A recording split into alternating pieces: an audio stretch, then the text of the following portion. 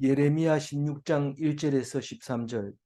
여호와의 말씀이 또 내게 임하여 이르시되 너는 이 땅에서 아내를 맞이하지 말며 자녀를 두지 말지니라. 예, 오늘 말씀을 지옥이라는 단어가 없습니다만은 이 땅에 이제 앞으로 지옥이라는 그 지옥의 모습을 보여줄 거다. 이제 그렇게 말씀을 하고 있습니다. 그게 이제 9절까지 이야기하고 그래서 그 이후로는 이 땅에서는 절대로 살지 못하게 할 거다. 그 얘기 두 가지 얘기를 합니다. 옛날 똑같은 소리 하는 것 같지만은 오늘은 완전히 다른 방향에서 이 바벨론에 의해서 남유다가 망할 것을 이야기하는데 우리는 왜 이렇게 여러 번 얘기합니까? 어지간히 얘기해도 말을 안 듣기 때문에 안 들리기 때문에 그래요. 뭐 그런 말이 어디 있어요? 우리는 한 번만 얘기하면 알아듣습니다. 이런데 안 됩니다. 왜냐하면 우리는 너희들이 반드시 죽으리라 이러면은 죽음에 대해서 좀 생각해 봐야 되잖아요. 근데 재수없게 왜 죽는 얘기만 자꾸 하냐? 죽음에 대해서 얘기하지 마라. 기분 나쁘다. 그런 얘기합니다. 그걸 하다 보면 야 누구나 죽는 거지. 이러면 다 알고 있어요. 모르는 게 아닙니다. 다 죽는 거지. 이러는데 죽는 얘기만 하면 그렇게 기분 나빠하고 너 죽여버린다 이러면 벌벌 떨고 이런 것을 보면서 이게 뭐냐 말이야. 아는 것 같은데 모르고 있는 거 아니냐. 죽는다 하는데도 그럼 어차피 죽는 건데 왜 죽는다 하면 그래 벌벌 떠냐. 조금 더 오래 살라고. 얼마나? 뭐 한 이틀. 그거 의미가 없잖아요. 뭐 이틀 더 살아봐야 뭔 의미가. 한 두 달. 그것도 의미 없어요. 한 2년. 그것도 의미가 없어요. 그럼 20년. 조금 의미가 있습니까? 사실 20년 더 살아봤자 죽습니다. 죽으면 끝이래요. 근데 하나님을 믿는 사람은 죽지를 않습니다. 근데 오늘 말을 안 듣는 사람은 죽는 걸 뻔히 알면서도 죽음만 얘기하면 벌벌 떱니다. 건강하면 좋다 이러면 막 최선을 다해서 그걸 하고 노란 파프리카가 몸에 좋다 그러니까 안 팔리던 파프리카가 순식간에 나가고 모자라요. 내 혼자 들었다 이래가지고 좋다 하고 갔는데 이미 다른 사람은 다 먼저 듣고 다 가져가고 없어요. 이게 말하면 멸망 때에 심판받을 자들의 모습인데 네가 왜 멸망받을 자들의 심판받을 때 함께 망하려고 하느냐. 그래서 예수님이 속이 터져 죽을 지경이에요. 너희들은 왜 사람처럼 죽으며 공안처럼 넘어지느냐. 너희들이 신이라 하지 않았느냐. 다시 말해서 죽지 않는다고 했는데 왜 그렇게 죽으려고 그렇게 애를 쓰느냐. 이 하나님께서 예레미야를 통해서 너희들이 지금 이런 날이 올 거라고 얘기를 하는데도 안 듣고 있으니까 오늘은 누구에게 얘기하냐면 이 땅에서 태어난 사람, 이 땅에서 아이를 놓고 이 땅에서 뿌리 박은 사람, 토백이 유대인들에게 말하고 있는 거예요. 너희들 지금 하고 있는 거 할 필요 없다. 그 얘기를 합니다. 어제는 무슨 말 했는지 한번 얘기해봐요. 무슨 얘기예요? 어제는 예? 어제는 뭔 얘기했어요? 내 마음이 내 마음이 즐거우나 저, 그 주의 말씀을 얻어먹으니 얻어먹으니 내 마음은 즐거운데 네, 내 속은 내 속은 쓰다. 고통스럽다.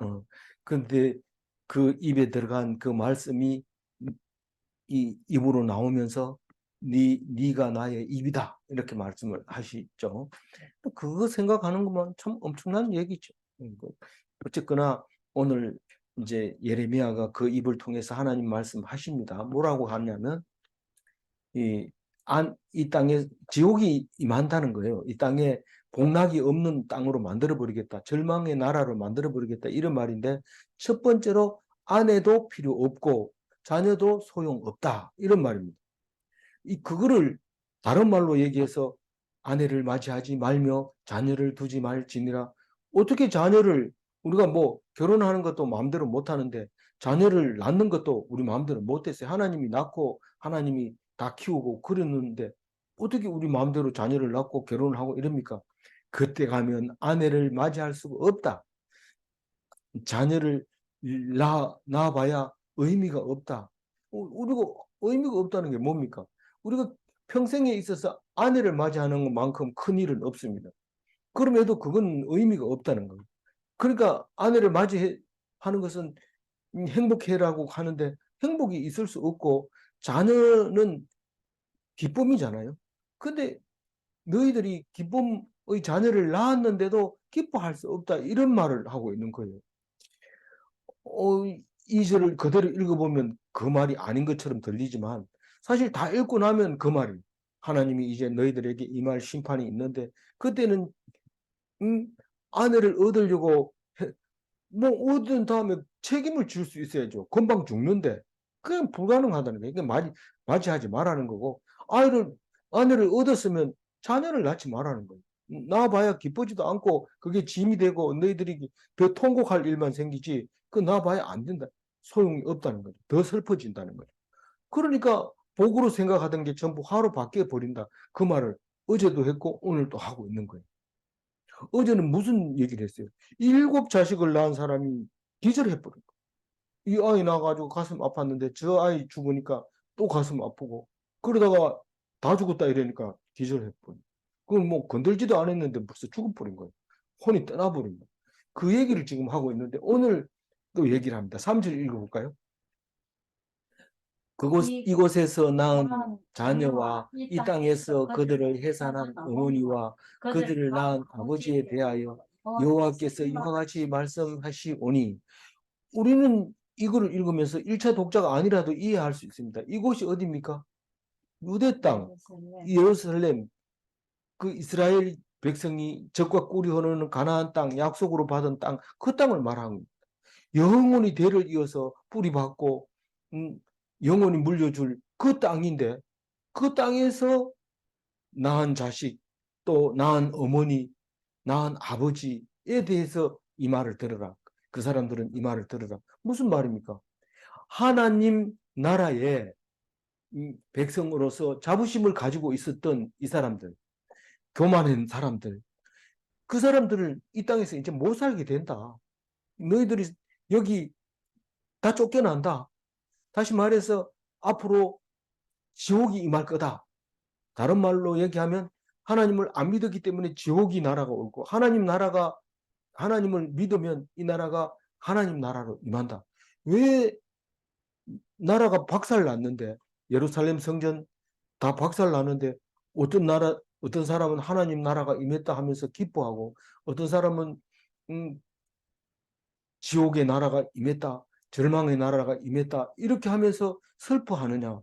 그것은 오직 딱 한 가지밖에 없어요.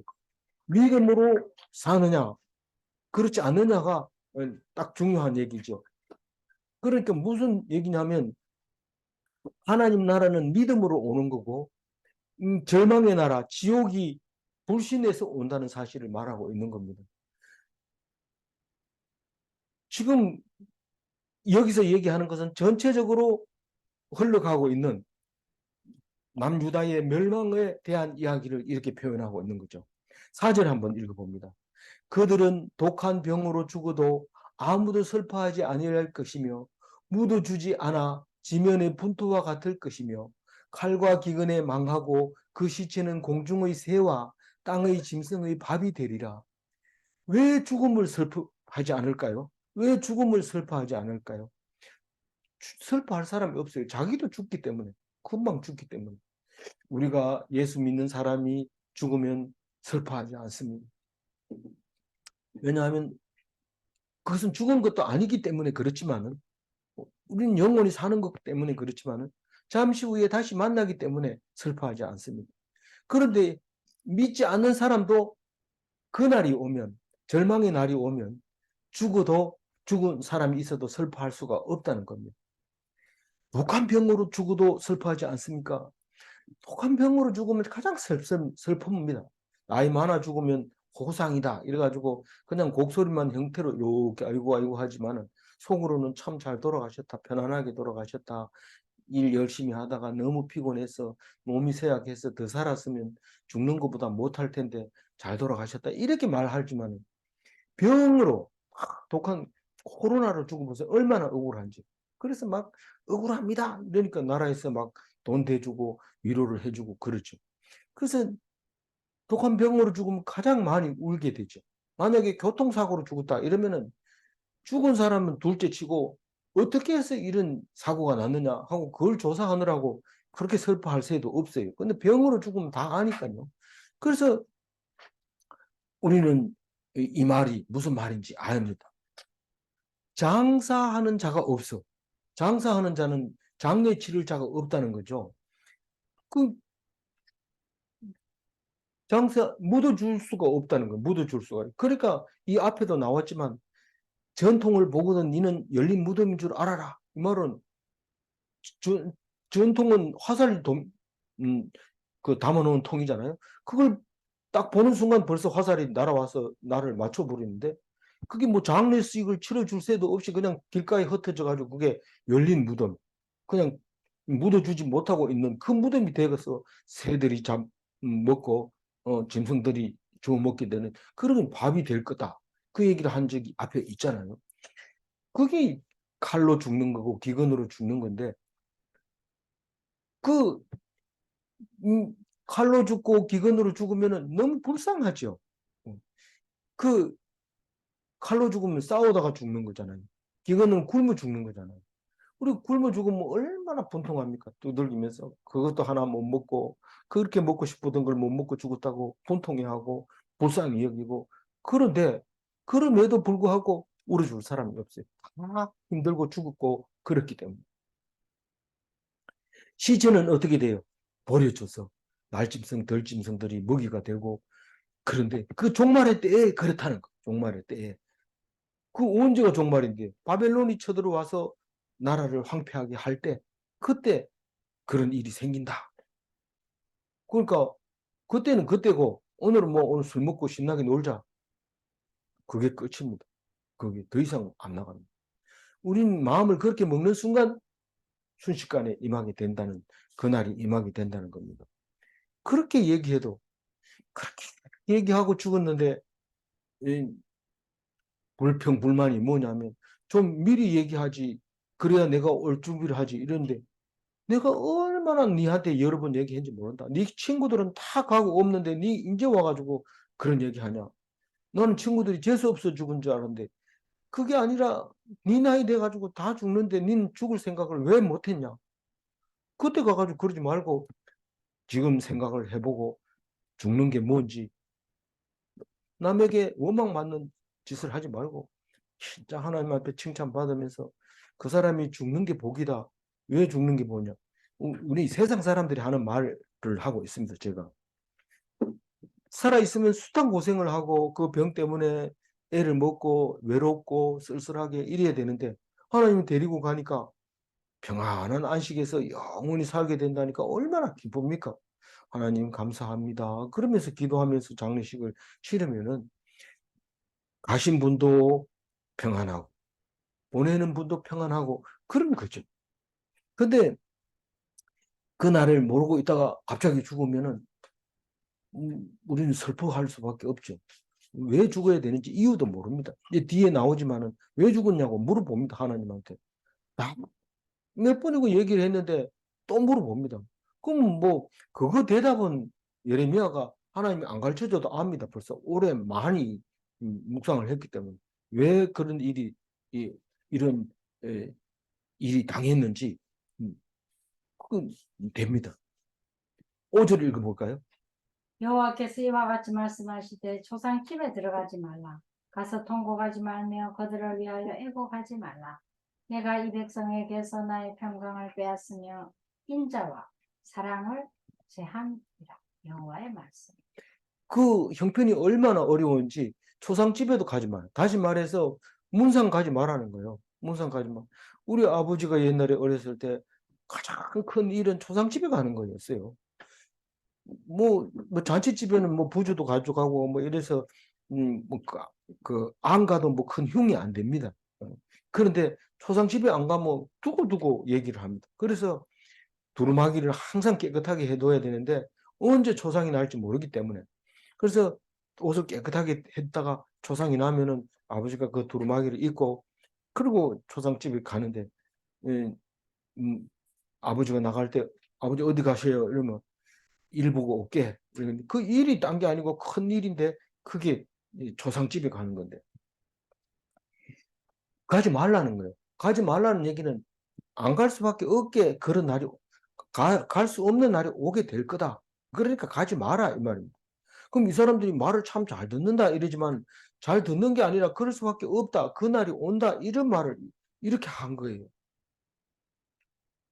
가서 만약에 가게 되더라도 뭐 어떻게 가게 되더라도 가서 통곡하지 말아라. 그뭐 울 일이 아니라는 거죠. 다 가야 되니까. 그들을 위하여 애곡하지 마라. 이 애곡은 장래의 한 과정이죠. 애통해 하고 곡소리를 내야 되고 뭐 슬퍼서 그런 게 아니고 곡을 해야 죽은 사람이 좋은 곳에 간다 이러면서 많이 울어야 된다 이렇게 생각하고 있는데 그건 잘 모르고 하는 소리지만 어쨌든 장례식은 그런 거예요. 그런 거. 그래서 내가 이 백성에게 나의 평강을 빼앗으며 그 샬롬을 빼앗아 버리니까 샬롬이 있는 사람이 누가 죽으면 그렇게 웁니다. 마음이 평안할 때 누가 죽으면 아이고 이제 가면 언제 오나, 그때 우리가 나누던 그 정은 언제 또 다시 보냐 이러면서 울지만은 사실은 내가 지금 급해서 다급해가지고 지푸라기도 잡고 허우적거리고 있는데 누가 죽은 거에 대해서 어떻게 곡을 할 수 있겠어요? 그러니까 그거 하지 말라는 거예요. 네가 지금 코가 석자다 지금. 근데 그 이유는 하나님이 평강을 빼앗았기 때문에 그러고 이 평강은 샬롬이고 인자는 헤세드입니다. 인자는 헤세드. 헤세드는 헬라어로 돌아와서는 아가페. 이게 사랑입니다. 근데 뒤에 사랑이라는 말이 나와서 헷갈릴 수 있는데 뒤에 사랑은 라함이라고 하는 건데 이거는 긍휼을 말하는 거예요. 불쌍히 여기는 걸 말하는 거예요. 내가 너희를 불쌍히 여기지 않고 너희들을 사랑하지 않고 그리고 샬롬을 안 주겠다는 거예요. 다 빼앗기 때문에 곡소리도 안 나고 문상도 안 가고 죽은 사람을 장례도 안 시리고 내버릴 뻔다. 근데 유대인 말고는 이런 생각을 할 수가 없어요. 그게 하나님이 그렇게 했다는 것을 말을 못합니다. 그래서 전쟁을 갖다가 이렇게 했다는 것입니다. 6절 읽어봅니다. 큰 자든지 작은 자든지 이 땅에서 죽으리니 그들이 매장되지 못할 것이며 그들을 위하여 애곡하는 자도 없겠고 자기 몸을 베거나 머리털을 미는 자도 없을 것입니다. 이 전쟁이 났다 이러면은 옛날에는 이 군사들만 이제 다칩니다. 군사끼리 싸워가지고 정복을 하면 백성들은 다 안전합니다. 2차 대전까지만 해도 전범이라는 게 있어가지고 군인이 군인을 쏘는 건 괜찮지만 적군을 쏘는 건 괜찮지만 군인이 민간인을 죽이면 전쟁 끝나면 나중에 다 처벌받습니다. 누가 이길지 모르는데 민간인을 죽였다가는 나중에 결통이 나면 그 사람은 졌을 때 패전했을 때 그냥 죽는 게 아니고 결국은 살려두지 않고 죽이는 그런 일이 생기는 거죠. 그래서 전범이라는 게 있었는데 그 전에도 아주 옛날부터도 군인들이 숫자가 딱 와가지고 마주쳐서 싸워가지고 이기면 나머지 백성들은 전리품이고 다 노예가 되고 그렇게 해서 이기지만 지금 바벨론이 쳐들어왔을 때는 큰 자든지 작은 자든지 모조리 죽이는 거예요. 그런 전쟁이 무자비한 거죠. 그래서 제국을 만드는 겁니다. 만약에 여자나 작은 자, 애들은 살려준다 이러면은 나중에 또 뒤집어지거든. 그러니까 그 제국은 그걸 알거든요. 그래서 그것까지도 싹 죽여버리는 거예요. 그래서 매장할 수가 없어요. 뭔 말이냐면 다 죽었기 때문에 매장할 장소도 부족할 뿐만 아니라 매장해 줄 사람이 없어서 매장하지 못할 것이며 그들을 위하여 애국하는 자도 없겠고 그게 하지 말라 이래놓고 하지 할 수 없겠고 이 말입니다. 앞에서는 하지 말라 했지만 여기서는 애곡할 수도 하는 자도 없겠고 이 말입니다. 나중에 가보면 할 수 없다. 왜냐하면 내가 그렇게 만들었기 때문에 그 얘기를 할 겁니다. 그래서 그들을 위해서 애곡하지 하는 자도 없고 자기의 몸을 베거나 머리털을 미는 자도 없을 것이며 이게 무슨 말입니까? 이런데 장례식에 이 교도의 장례식 예절이 그렇습니다. 부모가 죽거나 가까운 사람이 죽으면 몸을 막 베서 피를 흘리고 내가 이만큼 슬프다. 차라리 나를 죽여라 이러면서 피를 막 흘리고 나중에 그게 피가 철철 나면 자국이 나면 이 사람이 지금 자기가 사랑하는 사람이 죽었구나 이거를 표현해 주는 거죠. 머리털을 미는 사람도 있었어요. 근데 우리 유교에서는 부모가 죽으면 머리털을 밀지 않고 깎지를 않고 오히려 길게 늘어뜨려서 장례식을 3년 동안 머리를 안 깎는 그런 일이 있었는데 그것은 무엇이 그 장례식 예절은 조금씩 지역마다 많이 차이 나지만 그 결국은 2500년 전에 여기서 생긴 문화가 극동아시아로 넘어와서 거의 비슷하게 장례식을 치르는 것을 볼 수 있습니다. 매장하는 거라든가 장례 절차라든가 이런 게 있습니다. 근데 지금 유대인들은 뭐 사람 죽었다고 몸을 막 상처를 내거나 머리를 밀거나 하지 않습니다. 그러나 그때 당시에는 그 가나안 땅 들어갈 때는 이 교도들이 그런 행위를 했다는 것을 알 수 있습니다. 왜냐하면 신명기 14장 1절을 읽어보면 그렇게 되어 있습니다. 읽어봅니다. 너희는 너희 하나님 여호와의 자녀이니 죽은 자를 위하여 자기 몸을 베지 말며 눈썹 사이에 이마 위에 털을 밀지 말라. 그러니까 그때 당시에 이 교도들은 그런 게 있었다는 거예요. 그 자기 몸을 베고 눈썹 사이에 이마 위에 털을 밀고 장례치는 그러니까 상주라는 것을 표현을 했던 거죠. 근데 우리는 뭐 이제 유교 사상에 보면 이제 배 모자도 쓰고 지프로 만든 띠도 머리에 이고 삼배 옷을 입고 이렇게 하니까 상주인 줄 알죠. 근데 이때 당시 2500년 전에는 이교도들이 이런 장례식을 했는데 유대인들은 그런 거 안 가르쳐 줬지만 결국은 그 사람들을 하는 짓을 따라 했다는 것을 증명하고 있는 게 6절 말씀입니다. 그런 거 하지 마라. 그리고 또 어떤 게 있을까요? 7절 읽어보면. 이 죽은 자로 말미암아 슬퍼하는 자와 떡을 떼며 위로하는 자가 없을 것이며 그들의 아버지나 어머니의 상처를 위하여 위로의 잔을 그들에게 마시게 할 자가 없으리라. 네, 그 죽은 자로 말미암아 어머니의 상사를 위하여 이렇게 읽어야 되죠. 그 죽은 자가 장례식이 나면은 그 슬퍼하는데 그 잔치집하고 상가집하고 둘이 똑같이 닮은 게 있어요. 그건 딴 게 없고 떡이 반드시 있어야 되고 또 술이 있어야 돼요. 그래서 그 왜 장례식 하는데 떡이 있어야 되는지, 왜 잔치집 하는데 떡이 있어야 되는지 우리는 그걸 몰라요. 그래서 거지들은 제사 날짜를 잘 알아놔야 되고 잔치집을 잘 알아놔야 안 굶고 얻어먹는데 그 많은 사람들에게 떡을 나눠주면서 위로를 해달라는 거죠. 떡을 떼면서 위로해주고 또 술을 마시면서 위로해주고 자기도 마시지만은 그 상주에게 술을 줍니다. 그럼 상주는 상주에게 술을 주는 거예요. 마시게 하는 거예요. 본인이 아버지 돌아가셨는데 이러면서 술 마시고 이런 게 없고 남이 부어주는 술잔을 이렇게 마십니다. 그 잘은 모르지만 제가 제사 지내는 거 이렇게 보니까 옆에 집사가 이렇게 부어주면은 손을 들어서 이렇게 올려놨다가 다시 내리면 그것을 이제 제주가 제사 지내는 사람이 마시게 되는데 왜냐하면 귀신이 그걸 안 먹으니까요. 자기가 먹어야 돼. 딴 사람 먹으면 안 돼. 성경에 말하는 거 거룩한 하나님께 귀신에게 드린 거니까 거룩한 거니까 자기가 먹어야 돼. 매우 닮았죠. 그래서 우리가 그 메소포타미아 문명과 이집트 문명에서 발달해서 그 인더스 문명과 항아 문명을 거쳐서 이 극동 아시아까지 오기까지는 그렇게 오래 걸리지 않고 기껏해야 1000년 내지 1500년 걸려서 극동 아시아까지 오면서 그 문화가 그대로 전달이 되어 오는 것을 볼 수 있습니다.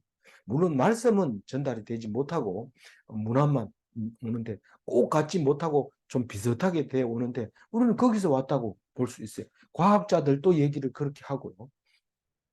그래서 거기서 이제 베링해를 거쳐서 아메리카로 건너간 그 몽골리안들의 족속들이 있잖아요. 그래서 미국 가보면 아파치족은 꼭 우리하고 똑같이 생긴 거예요. 그와 같이 우리는 인류의 역사를 알고 있는데 이 상가집에서 떡 먹는 거나 결혼잔치에서 떡 먹는 거나 똑같이 먹고 마시고 이렇게 하는 건데 그런 일이 없다. 언제? 그날이 오면. 그날이 언제냐? 정확하게 말하면 바벨론이 쳐들어왔을 때 그때는 그런 게 없다. 그 얘기를 왜 하는데? 너희들이 반드시 그날이 올 텐데 그게 왜 오는지 그거를 얘기하려고 하는 거죠. 8절 읽어보면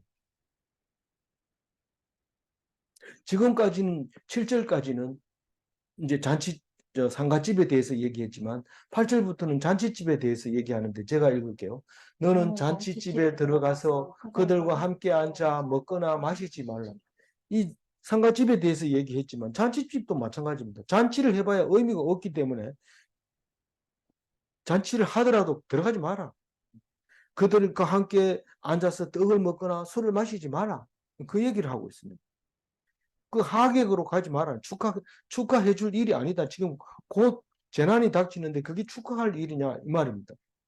우리가 하나님 편에서 입장에서 보면은 막 좋아가지고 막 떼놀고 이러면은 뭐 하나님이 기분 나쁘지는 않지만 그게 내 때문에 그렇게 기분 좋다는 것을 모르니까 가만 놔두고 보는데 이 땅에서 영원히 사는 것처럼 목에 힘주고 큰소리 치면서 땅땅거리면서 사는데 땅도 소용없어요. 땅도 소용없고 다 소용없어요. 왜냐하면 조금 이따 죽을 건데 뭐. 그거 얘기하는 건데. 이거 묵상하면서 그 생각을 해봐야 돼요. 9절 읽어봅니다. 만군의 여호와 이스라엘의 하나님께서 이와 같이 말씀하시니라. 보라, 기뻐하는 소리와 즐거워하는 소리와 신랑의 소리와 신부의 소리를 내가 내 목전, 내 시대에 이곳에서 끊어지게 하리라. 이게 무슨 말일까요? 하나님이 말합니다. 분명히 이게 뭐 누가 하는 소리인지 모를까봐 또 중간에 한번 얘기하는 거죠.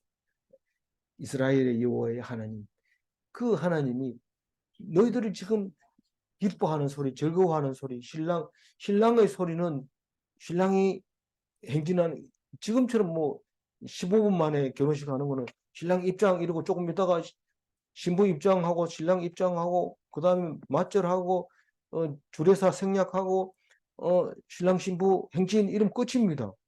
그러니까 15분만 다 끝나지만 옛날에는 신랑이 한번 들어오면 온 동네가 잔치하고 시끄럽게 떠들고 야야 신랑 왔대 한번 가서 보자 이러고 신부도 마찬가지로 그렇게 했던 적이 있지요.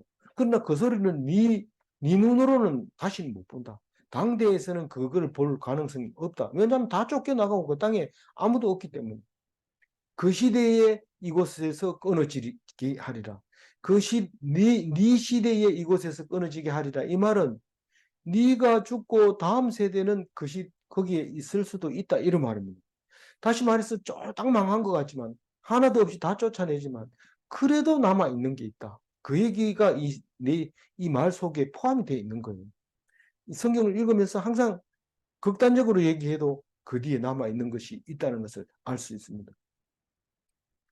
그래서 네 눈으로는 못 보리라. 그러나 네 당대에도 없으리라. 그러나 다음 세대에는 새로운 하나님이 너희들의 하나님이 될 것이다. 새로운 하나님이라서 딴 하나님이 된 게 아니고 예루살렘 성전에 있다고 믿었던 그 하나님이 아니라 말씀 속에 있는 하나님을 찾게 될 것이다. 그 말입니다. 그런데요. 그래서 유대교가 탄생하고 유대인이 탄생하지만 그 또한 말씀 속에 있다고 하면서 말만 자꾸 외우는데 차부라 차부 카부라 카부 제르삼 제르삼 이러면서 말씀은 잘 외우는데 마음은 안 들어가 있어. 그러니까 결국은 하나님이 혼내줍니다. 그리고 할 수 없이 예수님이 오시는 거죠. 그게 말씀 속에 있는 게 아니라 너희들 가운데 있다. 그렇게 하면서 예수 십자가를 짐으로써 하나님이 또 다른 유대인과 다른 하나님으로 우리 마음속에 있게 되고 유대인 말고 그 누구도 하나님을 섬길 수가 있게 됐고 그 섬기는 사람이 성경 속의 유대인이지 지금 있는 유대인이 성경 속에 있는 유대인은 아니다. 그래서 그것은 2차 대전 때 돌아온 가짜 유대인이다라고 강력하게 얘기할 수 있습니다. 그렇게 말하다가 유대인 오면 맞으면 어떻게 하려고요? 맞으면 많이 아파요. 이렇게 얘기하지만 우리 말씀 전하는 사람은 그것을 죽을 각오를 하고 그 얘기를 하는 거죠. 10절 읽어봅니다. 내가 네. 이 모든 말로 네. 백성에게 말할 때에 그들이 네게 묻기를 여호와께서 우리에게 이 모든 재앙을 선포하심은 어찌 됨이며 우리의 죄악이 무엇이며 우리가 우리 하나님 여호와께 범한 죄는 무엇이냐 하거든. 그 9절까지 얘기가 그렇습니다. 잔치집에 가지 마라, 상가집에 가지 마라, 다 소용없다. 이렇게 말할 때 어떻게 우리에게 이런 말을 합니까? 왜 이런 말을 선포합니까? 도대체 우리가 무슨 죄를 져가지고 상가집에도 못 가고 곡소리도 못 내고 신랑 신부 입장도 못 합니까? 이렇게 말할 때 그렇게 말하거든. 뭐 때문에 그러냐? 다 알죠. 알면서도 질문합니다. 그러면 예레미야도 하나님 안 가르쳐줘도 대답합니다. 원체 많이 했기 때문에 압니다. 우리 죄악이 뭡니까? 우리의 하나님 여호와께 범죄한 죄가 뭡니까? 묻는데 뻔히 알면서도 못 들은 척하고 수없이 얘기했는데도 못 들은 척하는 거죠. 11절 읽어봅니다.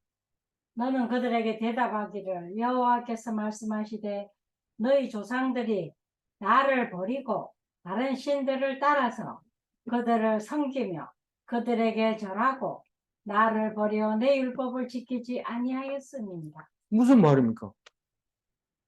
잘못되면 조상 탓이고 잘하면 지가 잘했다고 하는데 여전히 성경 속에도 그 말을 합니다. 우리 조상이 잘못했다는 거예요. 아니 예를 들면 지금 왜 기후변화가 일어나고 자연 환경이 파괴되고 그렇습니까? 그거 물으면 대번에 얘기합니다. 우리 조상들이 잘못해서 그렇다. 뭐 플라스틱 발명했다고 그 사람 뭐 부자 됐죠. 그것도 실수로 플라스틱을 만들게 됐어요.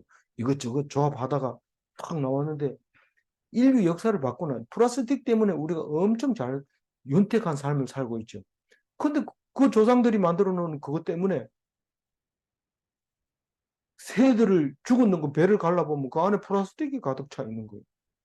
새들이 죽어가지고 뼈만 앙상하게 남았는데 뼈와 플라스틱이 이렇게 모여 있어요. 그 새들이 죽을 때마다 그렇게 플라스틱과 뼈가 있는 뼈는 다 녹았지만 플라스틱은 모여 있어요. 이건 한 새가 먹고 그냥 죽은 거예요.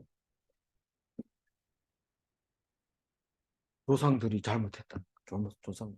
너희 조상들이 하나님을 안 섬기고 바알을 섬기고 또 너희들이 바알을 어떻게 섬기는지 야 니는 가가지고 나무 주워와 당신은 빨리 그 과자를 만들어 그리고 과자를 굽고 바알 신에게 또 바알의 배우자 신 뭡니까 아세다로 아세라 여기에다 또 절하고 쉴 새 없이 밤낮으로 그러고 있는 것을 가르쳐 줬기 때문에 이런 꼴이 났다. 그런 얘기를 하나님이 하라고 예레미야에게 말하고 있는 거죠. 하나님이 이제는 그만 얘기해도 다 압니다. 근데 문제는 안 들린다는 거죠. 그렇게 얘기해도 말로는 음, 음, 제르삼 하지만은 못 알아듣는 거예요. 네가 그거 뭔 말했나? 여기서도 조금 저기서도 조금 이렇게 하지 마라 저렇게 하지 마라 이렇게 해라 저렇게 해라 말하지만은 그게 뭔 뜻인지 알지 못하는 하나님을 모르고 그냥 계속 따르고 있는 거예요. 그게 결국은 다른 신이라고 얘기할 때 신인 거예요. 그게 다른 그냥 우상인 거예요. 하나님은 그렇게 하라고 한 게 아니고 하나님의 그 의도 사랑하는 인자 헤세드를 받으라는 거예요. 긍휼히 여김을 받으라는 건데 그거 무시하고 내가 왜 긍휼함을 받아야 돼요? 이렇게 하는 자신만만한 능력 있는 그런 사람 때문에 그렇게 됐다고. 교만하다가 너희들이 망하게 됐다고 말하고 있는 거예요. 12절 읽어보면 너희가 너희 조상들보다 더욱 악을 행하였도다. 보라, 너희가 각기 악한 마음의 완악함을 따라 행하고 나에게 순종하지 아니하였어. 자기 생각이 옳다고 생각하는 조상들이 했는 거 쭉 보면은 다 이렇게 했잖아. 그것은 조상들이 하는 대로 하고 거기다 플러스 내 생각에는 이것이 더 옳다고 생각한다고 플러스 해가지고 점점 더 악한 마음을 가지고 있는 거예요. 완악한 마음을. 자기가 생각이 옳다고 생각한 대로 갑니다. 우리는 신이라고 하니까 악한 신을 우상도 섬기지만 그보다가 이거는 우상이 아니다 이러면서 돈을 좋아하는데 이 성경을 읽어보니까 돈이 우상이라는 거예요. 너희들이 지금 돈을 우상으로 섬기고 있지 않느냐. 그런 말하고 있을 때 깜짝 놀라죠. 이거 내가 좋아하는 건 다 우상이네. 어떤 사람은 자녀가 우상이고 어떤 사람은 아내가 우상이고 어떤 사람은 그 음, 가족이 우상이고 그런데 그거 하나님보다 앞서서는 안 된다. 그렇게 말하고 있는 겁니다. 그게 완악함을 따라서 행하는 겁니다. 어떤 사람은 또 아내까지도 그냥 생각대로 그냥 이혼하고 또 다시 얻고 이런데 이 얘기 하다가 또 혼날지 모르지만 그거는 이 사람들처럼 되는 거예요. 마지막 13절 읽어봅니다. 내가 너희를 이 땅에서 쫓아내어 너희와 너희 조상들이 알지 못하던 땅에 이르게 할 것이라. 너희가 거기서 주야로 다른 신들을 섬기리니 이는 내가 너희에게 은혜를 베풀지 아니함이라 하셨다 하라. 여기 내가 너희를 이 땅에서 쫓아내요. 이 말은 유대인들아, 유대인은 유대인 땅에서 못 산다. 내가 다 쫓아낸다. 그래서 너희 조상들이 한 번도 가보지 못한 땅으로 다 흩어지게 만들 것이다. 이게 디아스포라를 생산하고 있는 이제부터 너희들은 다 디아스포라가 될 거다. 다 흩어져서 디아스포라는 말을 쓰는 거는 딴 뜻이 아니고 시오니즘을 가지고 있는 사람이 있다는 그 사람을 디아스포라라고. 흩어져서 그 나라 백성이 돼버리면 디아스포라가 아닙니다. 끝까지 나는 예루살렘으로 돌아갈 것이다. 시온으로 돌아갈 것이다. 그 생각을 한 사람을 시오니즘이라고 얘기하는데 2000년 뒤에 딱 모이는데 놀라운 말씀이죠. 말씀이 무슨 뭐 2000년이나 그렇게 변함없이 후손들에게 얘기합니까? 우리는 이걸 읽으면서 어제 일 같아요. 현재 일 같이 읽어요. 그러나 이게 사실 2500년 전에 이야기를 우리가 하고 있다는 사실을 알아야 됩니다. 그래서 너희는 거기서 주야로 다른 신을 섬기리니 그 나라에 가면 그 신을 섬겨야 되지. 예루살렘에서 솔로몬 성전에서 지키듯이 그렇게 말씀 꺼내가지고 읽고 그러다가는 혼납니다. 그래서 싫어도 좋아도 이방신을 섬길 수밖에 없는데 밤낮으로 슬플 때나 또 기쁠 때나 한결같이 기쁠 때는 우리 신이 우리를 도왔다. 슬플 때는 우리 신이 우리를 도울 거다. 이러면서 그렇게 섬길 수밖에 없다. 왜 그러냐? 우리 하나님 섬기면 안 됩니까? 내가 너희에게 은혜를 안 베푸는데 어떻게 그게 가능하냐? 내가 은혜를 베풀지 않으면 너는 싫든 좋든 이방신을 섬길 수밖에 없게 되어 있다. 그런데 이 얘기를 해도 뭐라고 생각하냐면 내가 교회 나가면 언제든지 나가면 되지. 나는 바빠서 지금 못 가는 거지. 안 믿으면 절대로 못 나가게 한 하나님. 안 믿으면 절대로 교회도 못 나가게 하시는 거예요. 그래서 믿으면 하나님이 가게 합니다. 그럼 우리는 믿으면 가고 싫으면 안 가도 되고 또 놀다가 또 갈 수도 있고 그렇게 생각하는데 안 믿으면 절대로 목사님 말이 안 들려요. 언제부터요? 말이 안 들려요. 말이 이제 와가지고 안 들린다고. 어떻게 된 거지? 어디를 봐야 되나 보자. 저기 집사님 목소리만 잘 들린대요. 예, 잘 들린다고 하는데 예, 집사님 다시 한번 검토해 보세요. 잘 저는 들린다. 잘 들려요. 네, 감사합니다. 예, 그대로 하겠습니다. 예, 뭐 어떻게 만지다가 스피커를 건드려 버리는 것 같아요, 느낌에. 어쨌거나 그 저 채팅창에 답 좀 달아주세요. 그렇게 하고 어 어디까지 했냐면은 예, 다 끝에까지 은혜를 그러면 하나님은 은혜를 베풀지 않을까요? 오늘 묵상 문자에 답이 나갔어요. 뭐, 하나님은 은혜를 계속 베풉니다. 그런데 왜 베풀지 않았다고 얘기합니까? 안 믿으면 안 돼요. 안 믿으면 하나님이 베풀어도 받을 수가 없어요. 그러니까 이걸 다른 말로 얘기하면 하나님은 여전하지만 우리에게 베품을 당하지 못하는 거예요. 안 믿으면. 그러니까 믿는 사람에게만 그 은혜가 갑니다. 그래서 그러면 똑같이 이스라엘 백성이 한 사람도 안 났는데 그러면 믿는 사람은 은혜를 받습니까? 이렇게 말하면 그렇다. 이렇게 얘기합니다. 왜냐하면 하나님은 우리가 알고 있는 지금 하나님이 아니라 우리가 알지 못하는 것을 알게 하려고 이 환란을 주신다. 그거를 알게 되면 그게 큰 은혜가 되는 거죠. 우리가 솔로몬 성전이 있는 걸 보면서 그거에 대한 자부심을 안 가질 수가 없어요. 그런데 은혜를 딱 깨닫고 나면 야, 하나님은 솔로몬 성전에 있는 게 아니고 말씀에 있다는 걸 알게 됩니다.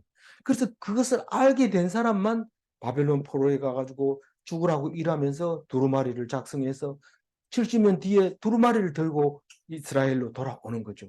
그게 스룹바벨 또 에스라, 느헤미야 이런 사람들이 오게 되는 거죠. 그게 바로 우리가 읽고 있는 성경이 되는 거죠. 그럼에도 불구하고 이 성경을 오해함으로써 예수님이 오실 수밖에 없는 거고 그러므로 말미암아 우리가 참 유대인이 된 것입니다. 그래서 오늘 그 13절 끝에 색깔 칠한 것만 한번 읽어봅니다. 너희가 네. 거기서 주야로 다른 신들을 섬기리니 이는 내가 너희에게 은혜를 베풀지 아니하니. 네. 그래서 우상에게는 은혜가 없습니다. 우상은 아무리 섬겨도 은혜는 없습니다. 그러나 기독인은 하나님의 은혜로 이 땅에서 천국을 이대어 살아갈 수 있도록 해 주십니다. 은혜로 천국을 만든다 이 말입니다. 은혜가 없으면 지옥이죠. 곧바로 지옥이죠. 그래서 질문합니다. 능력이 많은 자는 은혜가 없는가? 능력이 많으면 교만만 있죠. 왜 그거 못하는데? 이러면서 은혜를 남들을 힘들게 하고 어렵게 하지. 왜 그거 못하는데? 그 얘기가 맨날 합니다. 맨날.